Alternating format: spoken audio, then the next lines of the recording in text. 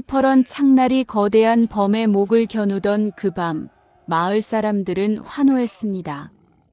드디어 저식인 맹수를 잡았다고, 마침내 마을에 평화가 찾아올 것이라고 말이지요.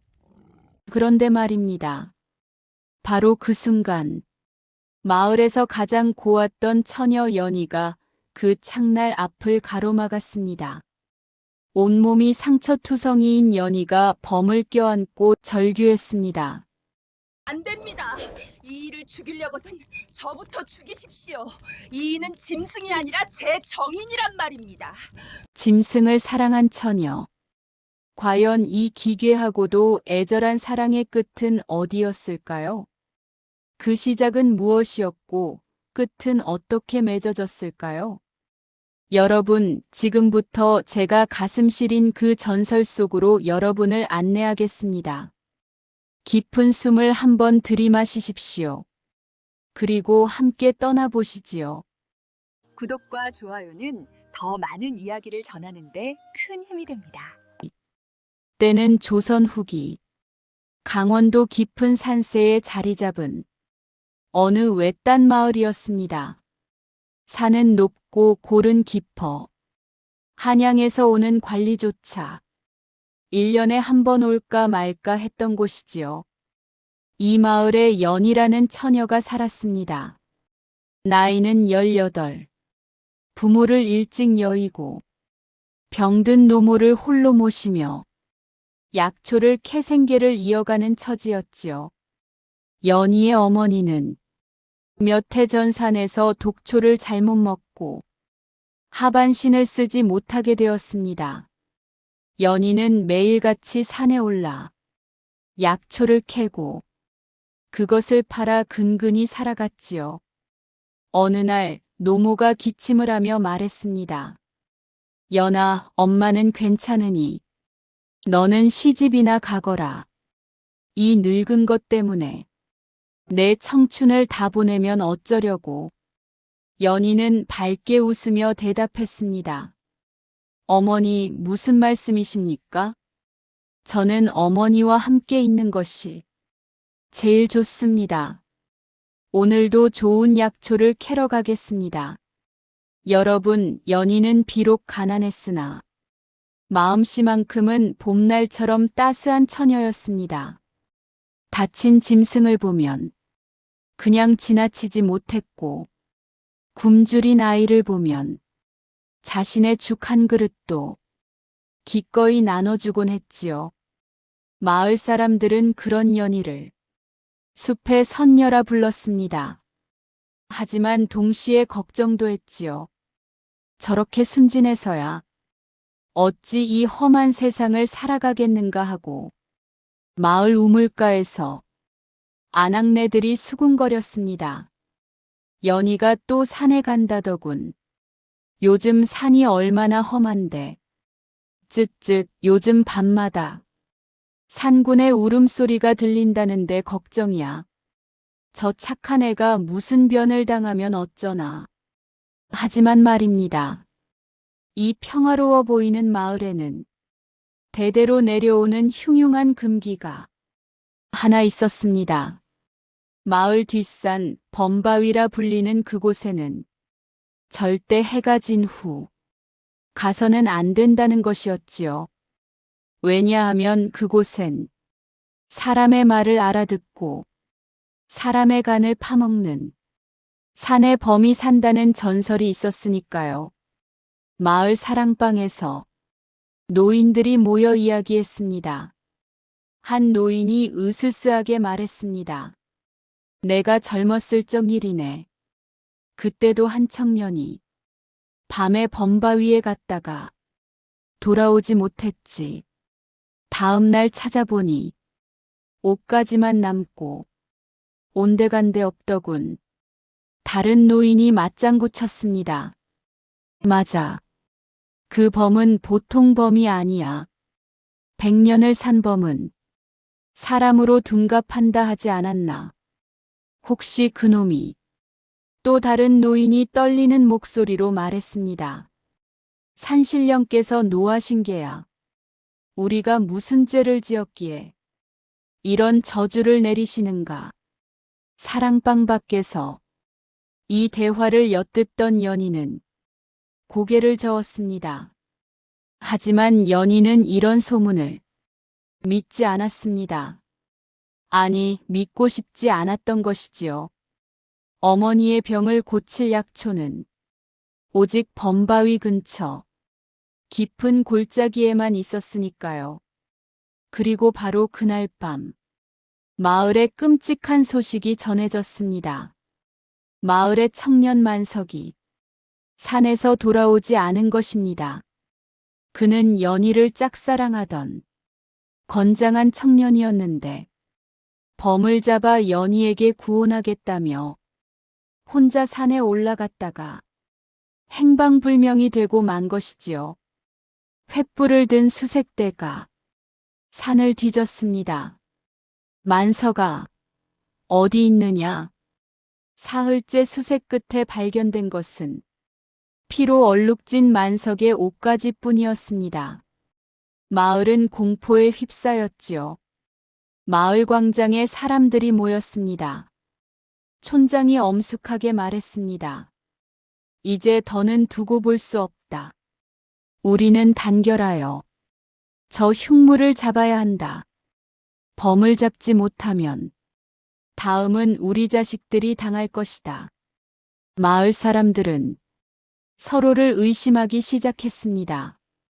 혹시 우리 중 누군가가 산신령을 노하게 한 것은 아닌가?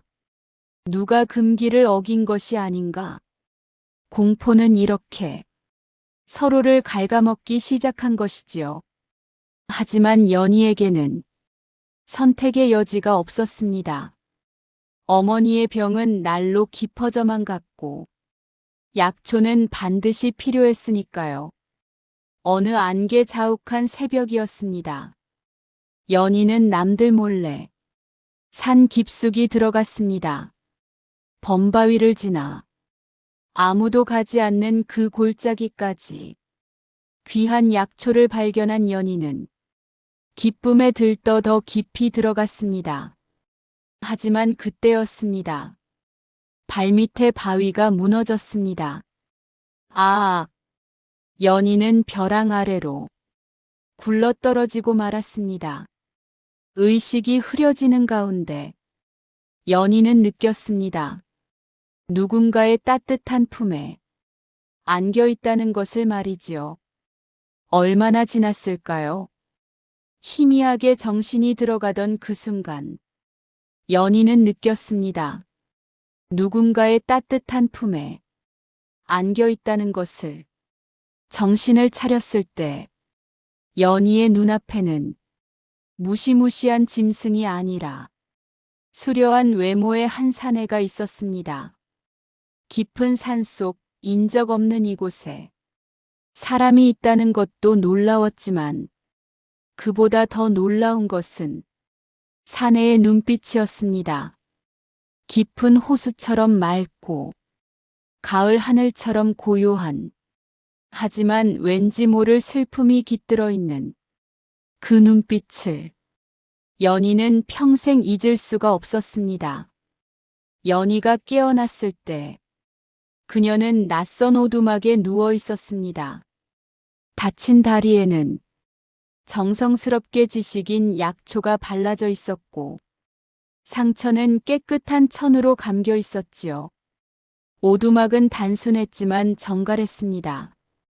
한쪽 벽에는 약초들이 가지런히 널려 있었고 다른 한쪽에는 책들이 쌓여 있었습니다.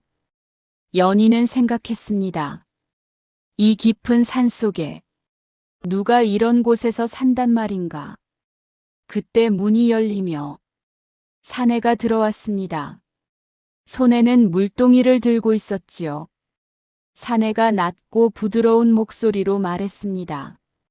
정신이 드십니까? 산새가 험하니 조심하셨어야지요. 연희가 당황하며 대답했습니다. 저는 약초를 캐다가. 고맙습니다. 은인께서는 어찌 이런 곳에? 사내는 잠시 침묵했습니다. 그리고 말했습니다. 그저 사람들을 피해 사는 자일 뿐입니다. 상처가 아물 때까지 쉬어가십시오. 사내는 말이 적었습니다. 하지만 그의 손길은 어머니의 손길처럼 따뜻했습니다. 연희의 상처를 매일 정성껏 돌봐주고 맛있는 산나물죽을 끓여주었지요. 며칠이 지나자 연희는 조금씩 걸을 수 있게 되었습니다. 그리고 이상한 일이었습니다. 마을로 돌아가야 한다는 생각이 들면서도 발걸음이 떨어지지 않았던 것이지요. 연희는 상처가 나았지만 곧바로 마을로 돌아가지 않았습니다. 아니, 돌아갈 수 없었던 것이지요. 사내가 말없이 건네는 따스한 시선, 그 시선 속에 담긴 외로움과 그리움을 느꼈기 때문입니다. 사내는 연희에게 산딸기를 따다 주기도 하고 험한 길을 에스코트해 주기도 했습니다. 한 번은 연희가 냇가에서 발을 헛디뎌 넘어질 뻔했을 때 사내가 순식간에 달려와 그녀를 안아 올렸지요. 그 순간 연희는 깨달았습니다. 자신의 가슴이 이렇게 뛰는 것을, 이것이 사랑이라는 것을 말이지요. 연희가 수줍게 물었습니다. 저 성함이 어찌 되십니까? 계속 은인이라 부를 수만은 없지 않습니까? 사내가 쓸쓸하게 대답했습니다. 이름 따위 없소. 그냥 숲의 그림자일 뿐. 이름을 부를 사람도 불러줄 사람도 없는 존재니까요. 연희가 진지하게 말했습니다. 그럼 제가 하나 지어드리면 안 될까요? 저는 은인을 계속 보고 싶습니다. 사내의 얼굴에 처음으로 미소가 번졌습니다. 아주 작고 슬픈 미소였지만 연희에게는 세상에서 가장 아름다운 미소로 보였습니다. 사내가 부드럽게 말했습니다. 그럼 그대가 부르고 싶은 대로 부르시오. 연희가 웃으며 말했습니다. 그럼 강산이라 부르겠습니다. 강과 산처럼 영원하길 바라는 마음으로요. 그렇게 한 달이 흘렀습니다. 연희는 이제 매일 오두막을 찾아갔습니다. 어머니께는 깊은 산에 약초가 많아 시간이 걸린다고 했지만 사실은 강산을 만나기 위해서였지요.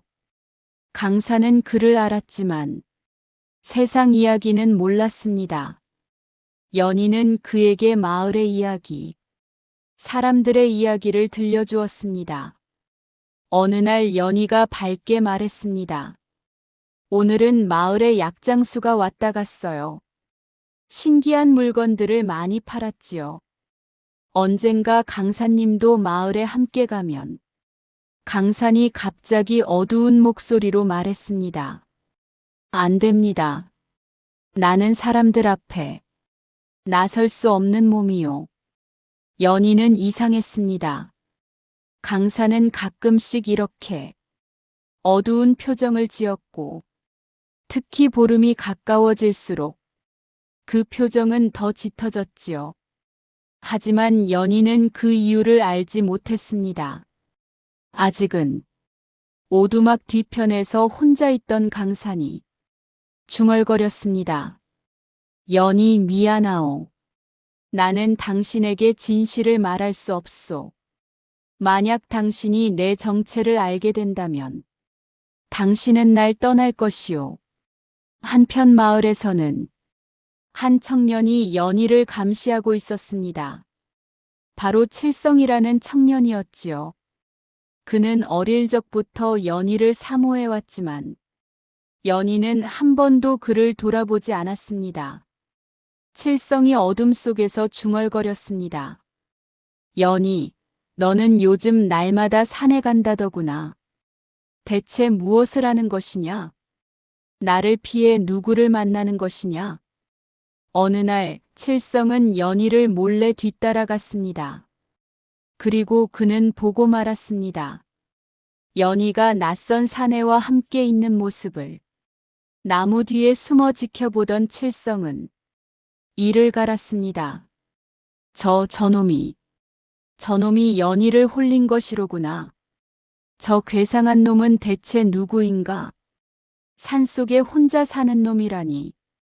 혹시 칠성의 머릿속에 마을의 전설이 떠올랐습니다. 범바위의 사내범, 사람으로 둔갑한 요물. 설마 저놈이 그 괴물은 아닐까? 칠성은 더 지켜보기로 했습니다. 그리고 보름달이 뜨는 그날 밤을 기다렸지요. 만약 정말 그놈이 괴물이라면 보름달의 정체를 드러낼 것이라는 확신이 들었으니까요. 그날은 보름달이 뜬 밤이었습니다. 연희는 옷을 들고 강산을 찾았습니다. 오늘은 선물하고 달 구경하자는 마음이었죠. 하지만 가까워질수록 이상했습니다. 평소엔 나와 맞이하던 강산이 안 보였죠. 오두막 안에서 이상한 소리가 들렸습니다. 짐승의 신음소리였습니다. 고통스러운 숨소리도 들렸죠. 연희가 걱정스럽게 물었습니다. 강사님, 괜찮으신가요? 제가 들어가도 될까요? 강산이 고통스럽게 외쳤습니다. 오지 마라. 연희야, 제발 보지 마라. 하지만 연희는 걱정이 앞섰습니다. 강산이 아픈 게 분명했으니까요. 연희는 조심스럽게 문을 열었습니다. 그리고 그녀가 본 광경은 믿을 수 없는 광경이었습니다. 강산의 얼굴에서 황금빛 털이 솟아났습니다. 손가락 끝에서 발톱이 돋아났죠. 시퍼런 갈고리 같은 발톱이었습니다. 그의 몸은 점점 커졌습니다. 사람의 형상이 짐승으로 변했습니다. 연희가 떨리는 목소리로 말했습니다.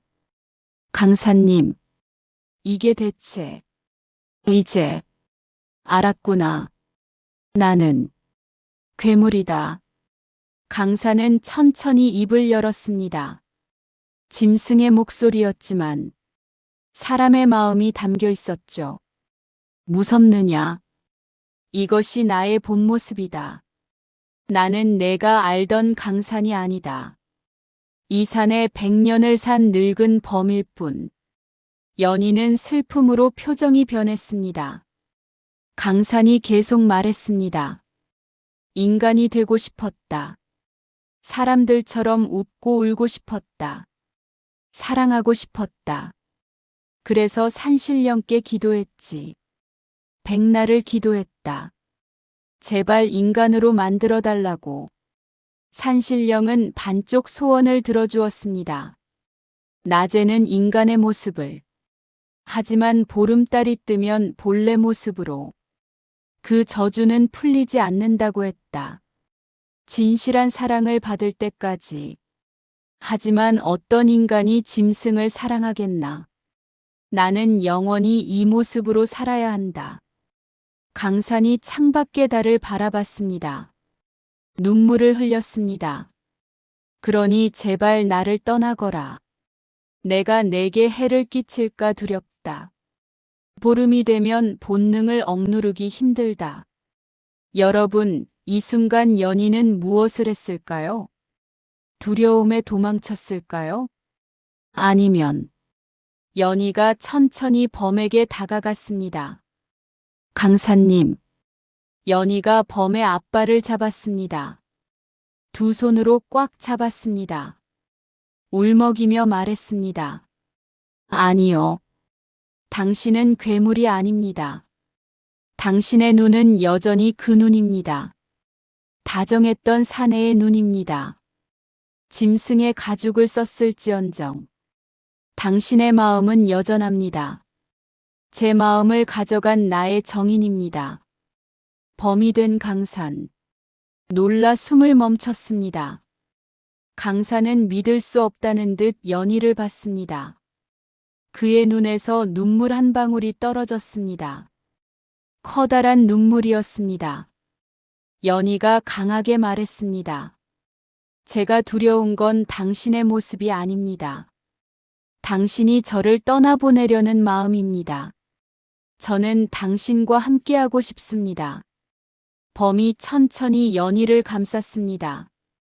그 순간 인간과 짐승의 경계가 사라졌습니다. 남은 것은 오직 두 영혼의 교감. 그것뿐이었습니다. 하지만 이 장면을 지켜본 눈이 있었습니다. 바로 칠성이었습니다. 그는 모든 것을 보았습니다. 강산이 범으로 변하는 것을, 그리고 연희가 그 범을 껴안는 것을, 오두막박 나무 뒤에 숨은 칠성. 공포와 분노와 질투가 뒤섞였습니다.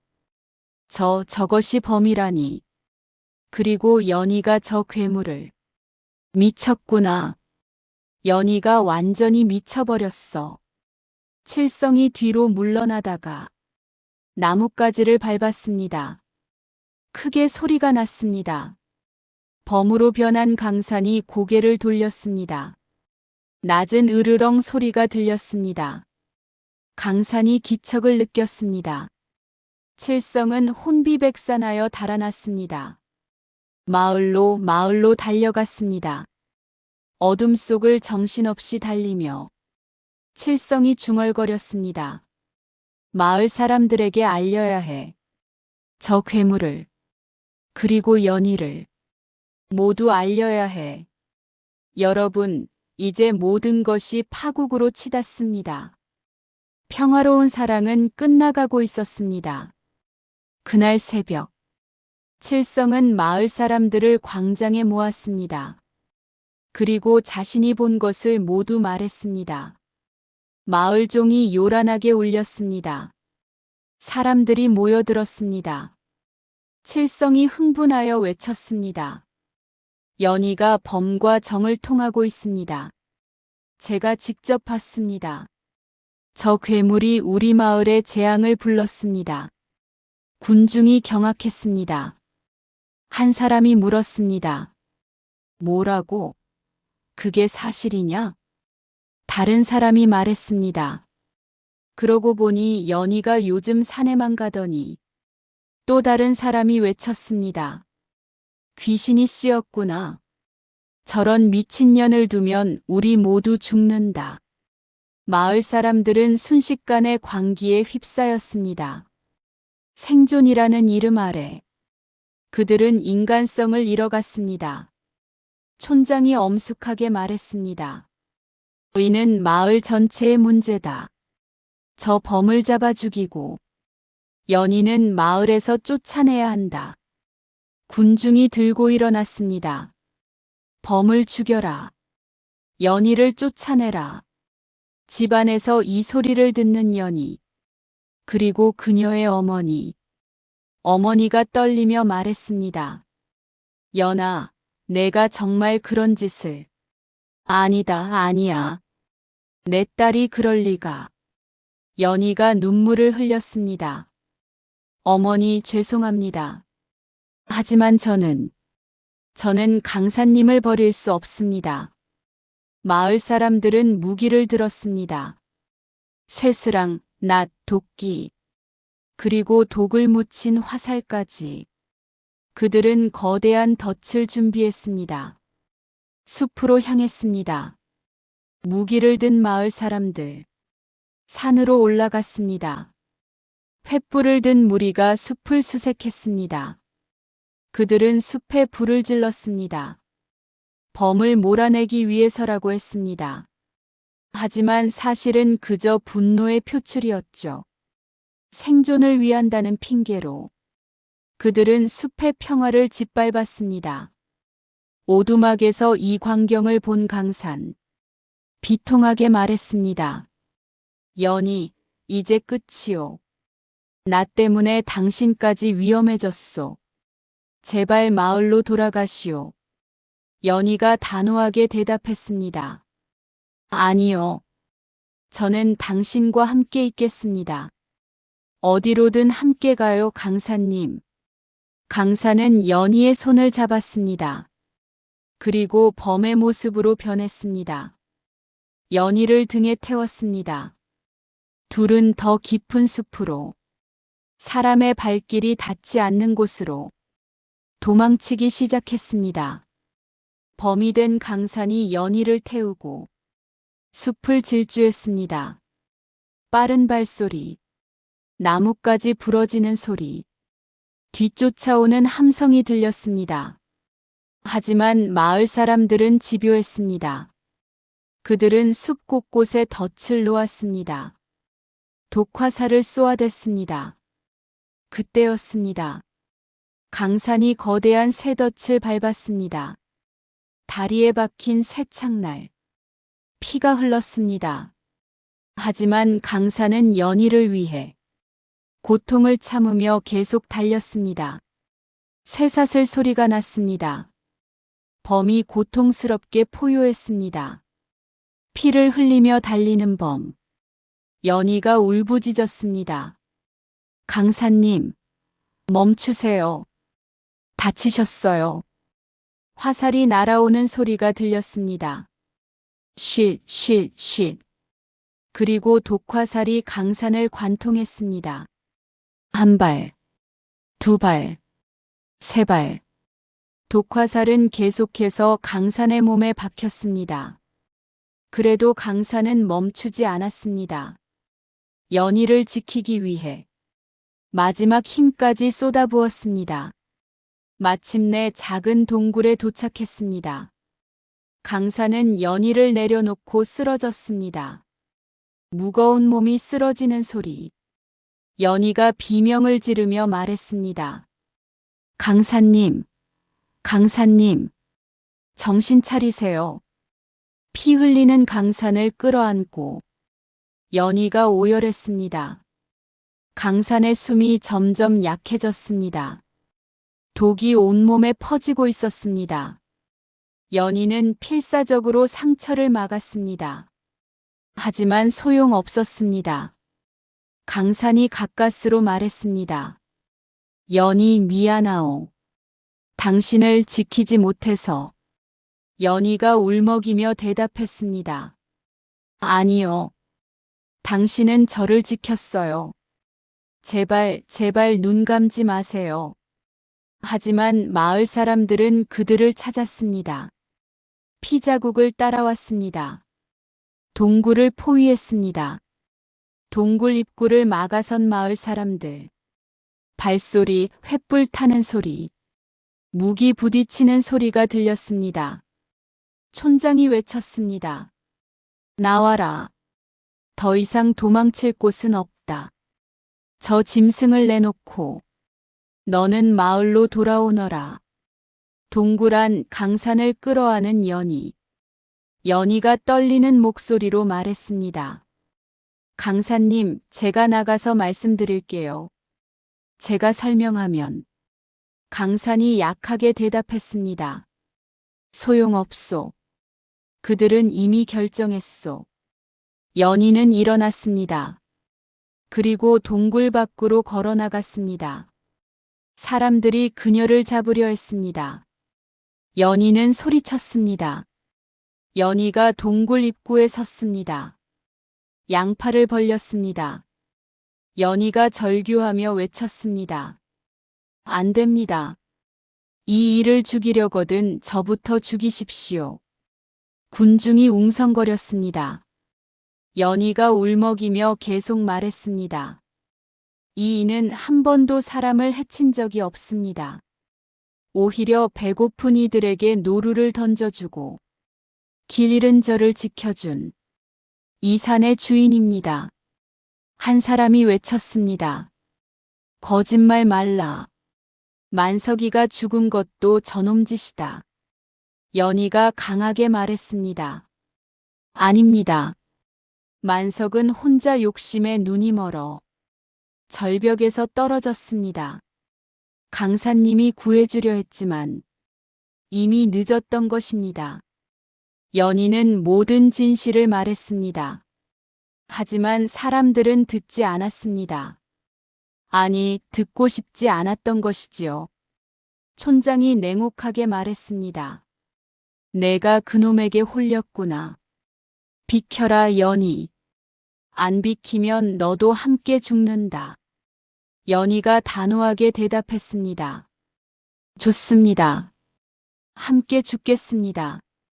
연희가 다시 동굴로 들어갔습니다. 강산을 껴안았습니다. 바로 그 순간 칠성이 독화살을 겨눴습니다. 질투에 눈이 먼 그는 연희까지 쏘려고 한 것입니다. 화살이 활시위를 떠났습니다. 강산이 마지막 힘을 다해 연희를 감쌌습니다. 화살은 강산의 등에 박혔습니다. 화살이 박히는 소리, 범의 비명이 들렸습니다. 바로 그때였습니다. 갑자기 하늘에서 천둥이 울렸습니다. 마른 하늘에 날벼락이 쳤습니다. 맑았던 하늘이 먹구름으로 뒤덮였습니다. 거대한 천둥 소리, 번개 치는 소리가 들렸습니다. 번개가 칠성 앞에 떨어졌습니다. 엄청난 폭음이 났습니다. 사람들이 비명을 질렀습니다. 산신령의 분노였을까요? 하늘이 무너질 듯한 폭우가 쏟아졌습니다. 그리고 땅이 흔들렸습니다. 산사태가 일어났습니다. 땅이 갈라지는 소리, 바위 굴러떨어지는 소리가 들렸습니다. 마을 사람들이 공포에 질려 외쳤습니다. 산이 무너진다. 도망쳐라. 사람들이 혼비백산하여 달아났습니다. 마을 사람들은 무기를 버렸습니다. 도망쳤습니다. 하지만 칠성은 그가 서 있던 자리에 번개가 다시 떨어졌습니다. 번개 소리, 몸이 쓰러지는 소리, 질투와 증오로 가득했던 칠성. 그렇게 하늘의 심판을 받았습니다. 폭우가 쏟아지는 동굴 안. 연희는 강산을 꽉 껴안고 울었습니다. 빗소리, 천둥소리, 약한 숨소리가 들렸습니다. 연희가 울부짖으며 말했습니다. 강사님, 눈 뜨세요. 제발 저를 두고 가지 마세요. 연희의 뜨거운 눈물이 강산의 상처 위로 떨어졌습니다. 그 순간 믿을 수 없는 일이 벌어졌습니다. 신비로운 종소리 같은 음향. 강산의 몸에서 빛이 나기 시작했습니다. 범의 털이 서서히 사라졌습니다. 짐승의 발톱이 사람의 손으로 변했습니다. 강산의 몸에서 황금빛 빛이 났습니다. 연희가 놀라며 말했습니다.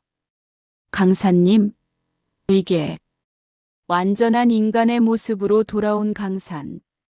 여러분 믿으시겠습니까? 연희의 진실한 사랑이 마침내 저주를 풀었던 것입니다. 산신령은 그들의 사랑을 인정했습니다. 강산에게 완전한 인간의 모습을 돌려주었습니다. 강산이 가까스로 눈을 떴습니다. 연희, 내가 드디어. 연희가 기쁨과 슬픔이 섞여 말했습니다. 네네. 당신은 이제 완전한 사람이 되었어요. 두 사람이 껴안았습니다. 하지만 독의 힘은 너무 강했습니다. 강산의 얼굴에 평화로운 미소가 번졌습니다. 강산이 약하게 말했습니다. 연희, 고맙소. 당신 덕에 나는 마침내 인간이 되었소. 당신을 사랑할 수 있게 되었소. 연희가 울먹이며 말했습니다. 아니요, 아직 늦지 않았어요. 제가 약초를 구해올게요. 제발. 강산이 손으로 연희의 뺨을 쓰다듬었습니다. 아니요. 이것으로 충분하오. 당신의 사랑을 느낄 수 있었으니. 강산의 숨소리가 점점 약해졌습니다. 강산은 연희의 품에서 미소를 지었습니다. 눈을 감았습니다. 이번에는 짐승이 아닌 완전한 인간으로서 사랑하는 사람의 품에서 영면에 든 것입니다. 강산의 몸이 점점 투명해졌습니다. 빛으로 변했습니다. 바람소리, 종소리가 들렸습니다. 그의 몸은 빛으로 변해 하늘로 올라갔습니다. 산신령이 그를 거두어 간 것이지요.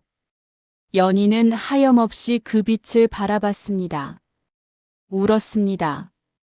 그날 이후 마을에는 다시는 재앙이 찾아오지 않았습니다. 가뭄은 끝났습니다. 역병도 사라졌습니다. 사람들은 그제야 깨달았습니다. 진짜 괴물은 범이 아니었다는 것을, 자신들의 편견과 폭력이었다는 것을. 계절이 겨울에서 봄으로 바뀌었습니다. 새소리, 물 흐르는 소리가 들렸습니다. 마을 사람들이 참회했습니다. 촌장이 비통하게 말했습니다. 우리가 잘못했다. 무고한 생명을, 순수한 사랑을. 하지만 연희는 마을로 돌아오지 않았습니다. 사람들이 찾아갔을 때 그녀는 이미 동굴을 떠난 뒤였습니다. 동굴 앞에는 들꽃들이 피어 있었습니다. 어떤 사람들은 말합니다. 연희가 강산을 묻고 그 옆에서 함께 잠들었다고. 또 어떤 이는 말합니다. 두 사람이 산신령의 은혜로 함께 승천했다고. 이듬해 봄, 그 동굴 앞에 두 그루의 나무가 돋았습니다. 하나는 소나무, 하나는 철쭉나무. 두 나무는 서로를 향해 가지를 뻗었습니다. 마치 연인처럼 꼭 껴안은 채로 자랐다고 합니다. 현대의 그 숲에는 아직도 두 그루의 나무가 서 있습니다. 바람 소리, 나뭇잎 흔들리는 소리, 서로 껴안은 듯한 두 나무. 그리고 마을에는 새로운 이야기가 전해졌습니다. 깊은 밤 숲속에서 들리는 울음소리는 공포가 아니라 서로를 부르는 연인들의 노래라고. 달빛 아래 숲에는 희미한 두 그림자가 보인다고 합니다. 어떤 사냥꾼은 보았다 합니다. 수려한 사내와 아름다운 여인이 손을 잡고 숲길을 거니는 모습을요. 그들은 행복해 보였고 더 이상 누구도 그들을 방해하지 못했습니다. 여러분, 이 긴 이야기를 끝까지 들어주셔서 감사합니다. 오늘 이야기 어떻게 들으셨습니까?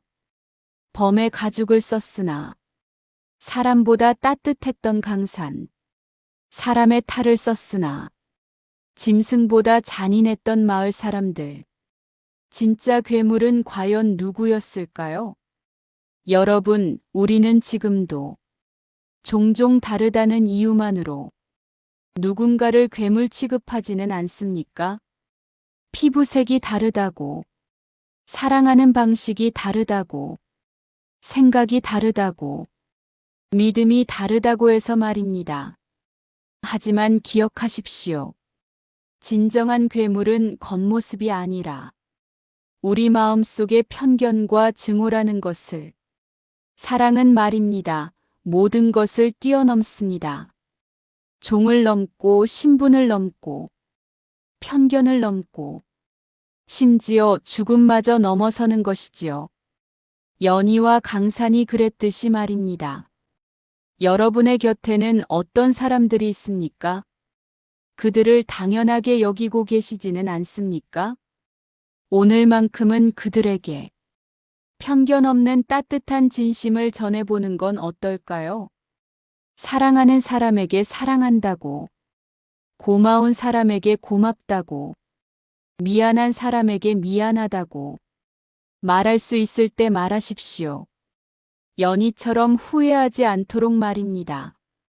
이 세상 모든 사랑하는 이들이 연희와 강산처럼 서로를 지켜줄 수 있기를.